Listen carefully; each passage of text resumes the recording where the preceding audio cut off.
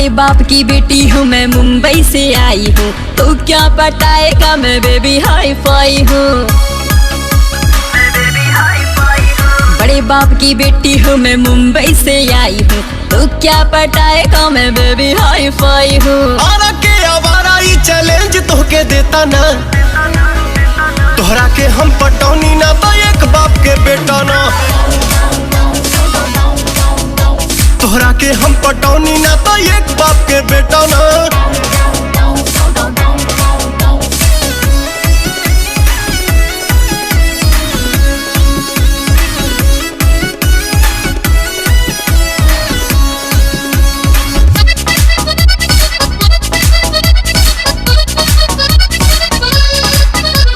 सीने से सटाना, गले से लगाना, इतना भी इजी नहीं गर्लफ्रेंड बनाना। जब से चढ़ल बा जवानिया हठात बाड़ू हो, अब फिकर लेके तू कटीला आगरात बाड़ू हो। उड़े के बारानी सुना उड़ला तुझे तना, तोहरा के हम पटौनी ना तो एक बाप के बेटा ना,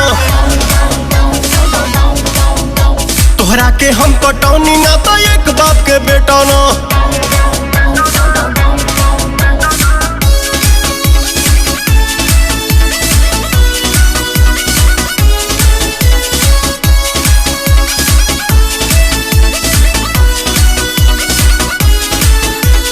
जा रे जा दीवाने, तू डालना ऐसे दाने, तुझको भिजवा दूंगी वरना मैं पुलिस थाने।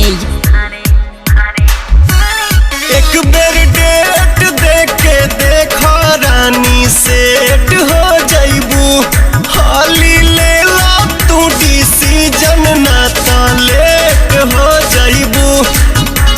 लड़की हो लड़की रहा भौंका जानिए तना, तोहरा के हम पटौनी ना तो एक बाप के बेटा ना, तोहरा के हम पटौनी ना तो एक बाप के बेटा ना।